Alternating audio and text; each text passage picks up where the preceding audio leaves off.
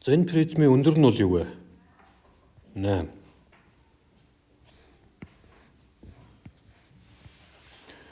Суурийн талын урт нь 18 тий.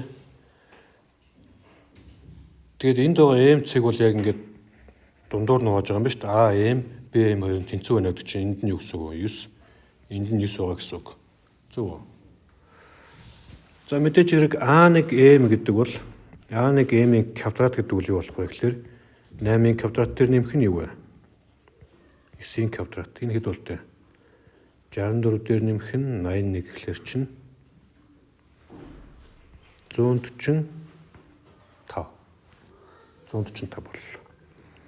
За одоо бид нэр МЦ1-ийн квадратыг болох хэрэгтэй. МЦ1-ийн квадратыг. Тэхийн тулд яг хөглөр нь ингэж зураад ингээд зурчих юм бол юу харагдаж байна вэ? Энэ нэг юм тал параллел пивот үүсэж байна тийм үү? Тэр тал параллел пивотын юу гэсэн үг вэ? Гол диагонал гэсэн үг.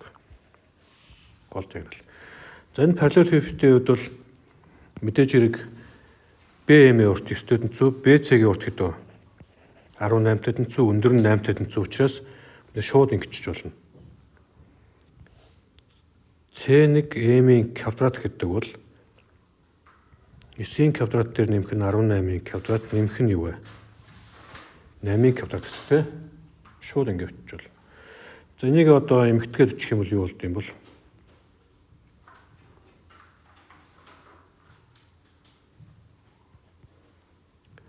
Нэг дээр нэмэх нь 64.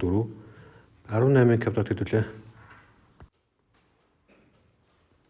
324. За ингээд нэмэхээр хэд болж байна вэ?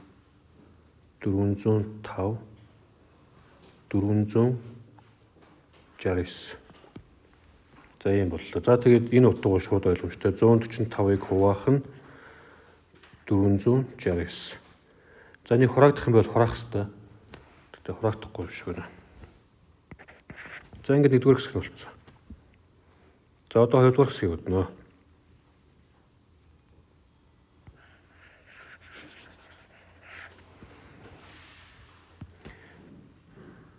За мэдээж хэрэг А1М-ийг цааш нь үргэлжлүүлэх юм бол юутай огтлцсон гэж байгаа лээ?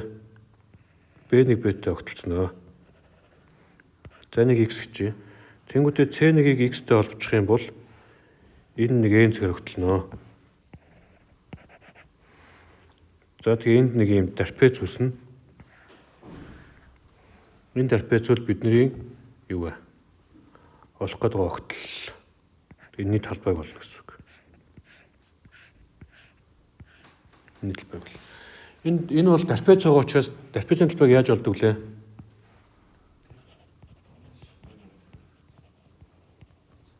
Дундаж шугамыг өндөрүүлжүүлнэ. Дундаж шугам гэдэг бол А1 C1 дээр нэмэх нь МН хуваах нь 2. Энэ бол дундаж шугам. За бид нэр одоо дундаж шугамаач мэдгүй байгаа юм байна. Бас юу вэ? Өндрөөч мэдгүй байгаа юм байна. Тэ өндрийг нь одоо ингэж зурах юм бол нэг иймэрхүү юм байх байхгүй. За энэ дүн тасархай зураасаар зурах хэрэгтэй байх би ингэж. За нэг нь К гэж. Тэгээ N К-гаар үржүүлэх хэрэгтэй юм байна. За.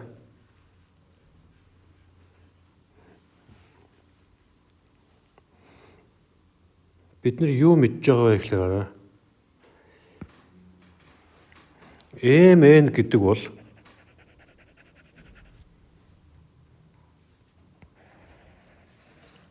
CA-гийн юу вэ?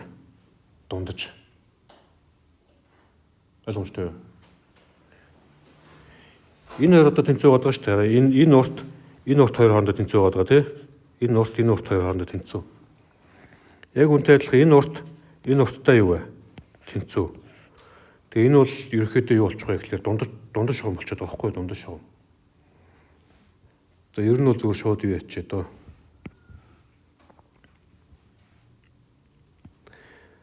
C1 A1-ийн урт гэтлээ.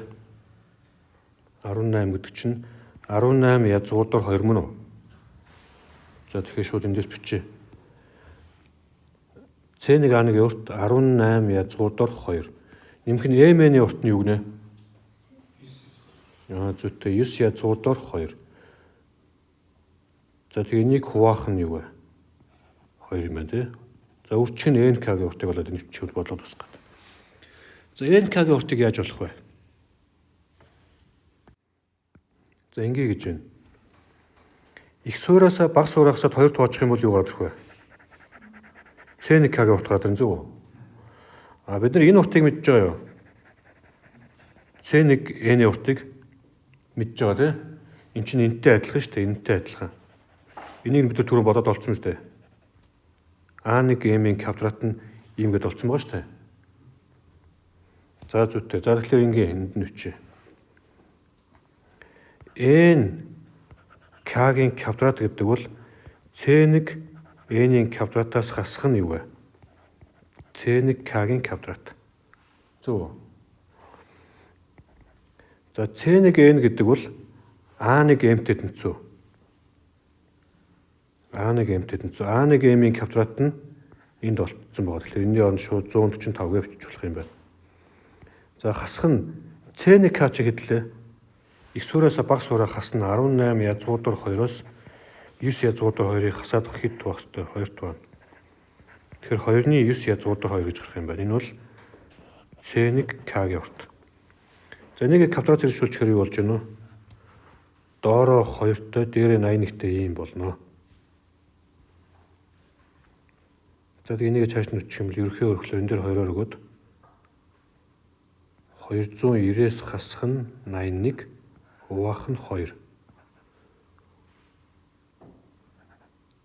209-ийг хуваах нь 2. НК-гийн квадрат нь шүү дээ тий. Тэгэхээр НК гэдэг үл юу болох вэ?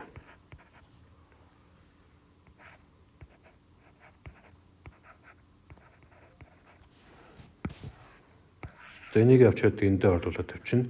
За тэгээ язгуурдаар 2-ууд хоорондоо жишээлбэл хураагдах юм байна. За чааш нь үргэлжлүүлээ.